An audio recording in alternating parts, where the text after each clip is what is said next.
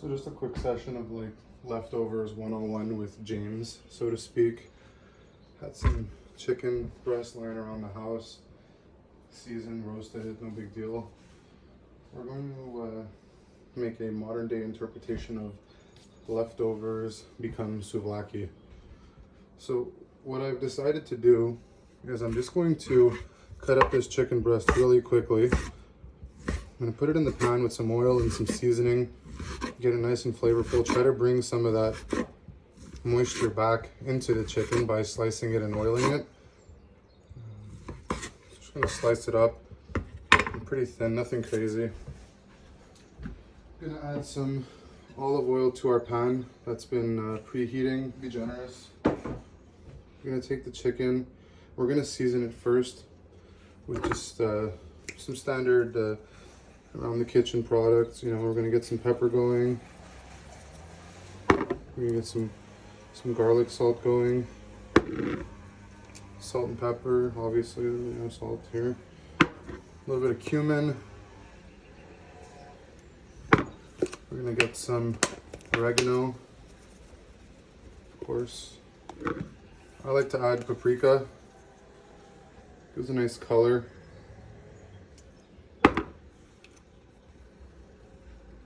And pepper. Sorry, forgot to mention thyme. So I'm going to take all of that and basically I'm just going to grab this, throw it in the oil in the preheating pan, right? Scoop all the good stuff up.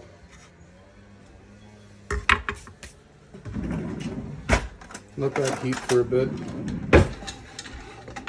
Mix it in with the oil, all the seasoning. You can add seasoning if you find that your chicken doesn't look right after you do all of this.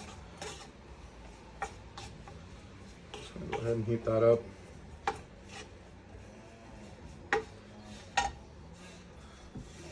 So while that gets going, we're gonna start chopping some of our vegetables. We're gonna be making a pita, nothing wild. But, onion, tomato, lettuce, put some tzatziki on it so it's got a nice piece of onion.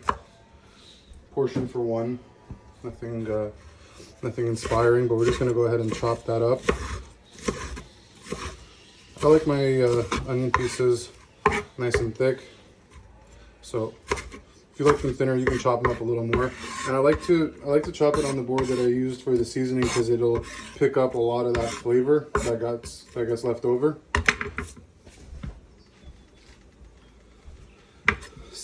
Push that over. Just come in with a tomato.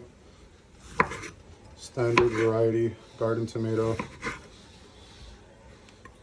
Same theory, just you can quarter them, you can half them, you can slice them, it's whatever you prefer. I like to leave them kind of chunky, but I like to get rid of the excess water. So I break it apart best I can and remove a little bit of the inside because I don't want my pitas too wet, right? So I'll just throw this aside.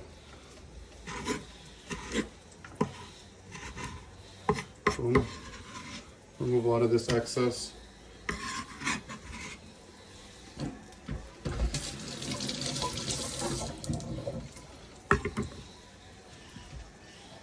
So the chicken's starting to sizzle. It's picking up the color from the spices and the oil. We like that, obviously. I'm just gonna let it heat up a little more as we go. The temperature's not on very high. You know, thin pieces don't take too long. Just gonna grab some lettuce next. Give it a quick chop. Maybe a little more lettuce.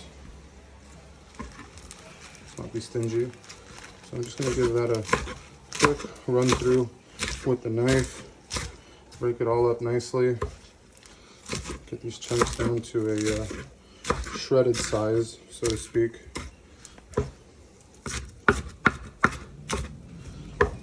That'll suffice. What I'm going to do now is obviously season all of these toppings. So I'm going to start off with some olive oil from Greece, which we love. I'm going to put some more oregano on this. Salt. You don't have to go crazy with the salt. And then some pepper. Beautiful. If you want to add anything else, obviously you can. I'm gonna take some Kalamata olives. Huge fan. I'll throw these in my sandwich. And what I like to do with the olives, to be honest with you, is I just like to half them, make sure that there's no pits left. You know, last thing you want to do is bite into one and find yourself with a broken tooth. So I just give these a quick slice in half, no big deal. Mix it up with the seasoning. And then last but not least, I like to incorporate feta cheese, of course. So we'll just get a nice slice of that. Right. And we'll just break this up into strips. Nothing special, nothing wild. And then our chicken is just about done. So what I'm going to do is just make some space for it on our cutting board. I'm going to place the chicken right over here off to the side. And we're going to use our pan for our bread next. So I'll just put all of this right over here.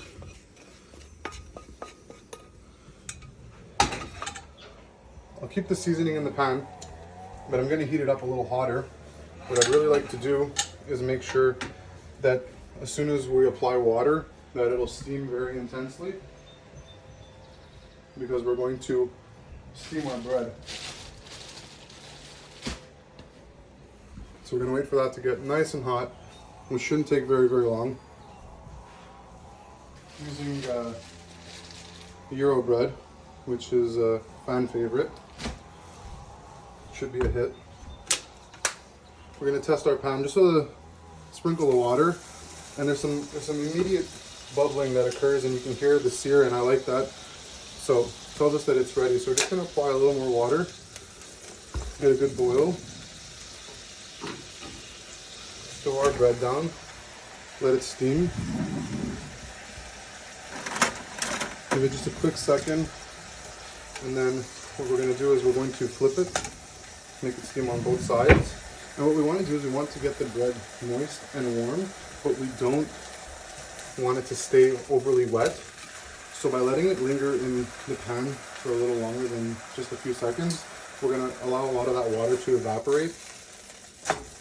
And we're also accumulating all the flavors that were left in the pan. So our bread is actually getting a nice color to it. Flip it a couple more times. There's no exact science to the bread flip, in my opinion, but just judge it based on its texture. You can feel it when you're flipping it. So then we just, boom, bread. So we have a nice sear. You can tell that it's moist, it's wet, it got a lot of the colors. Take our pan off the stove. And then it's really just a question of putting this bad boy together. We have all the flavors here. It should come out pretty nice. Just gonna make a little bit more space, push all of this over, give myself some room to work with my bread. It's got a nice temperature to it, I like it. So what I'm gonna do is I'm just gonna start off with a bed of lettuce, right? And then I'm going to throw down tomatoes, onions, and Kalamata olives, again, that we've halved so that we're sure not to break our teeth, because I know Cardi B did her teeth, but I'm not down for that. I'm gonna throw in some feta. Not everybody's crazy about feta, but I love it, so I'm gonna include it. Press it down. Then I'm gonna take some of this chicken and just layer it across the center. At this point, you can add some more olive oil if you're a big fan, especially the Greek olive oil, which has just such a nice, authentic flavor. I was lucky enough to get some of this from my colleague who imports it from his family's farms in Greece. And then last but not least, you can top with any sauce of your choice. I'm just going to use traditional Greek tzatziki. It's one of my preferred toppings for this, but if you're not crazy about tzatziki, you can go with mayo, you can go with an aioli, you choose mustard if you want. And that's about it. We basically have our pita set up the way that we like it. Thanks for watching.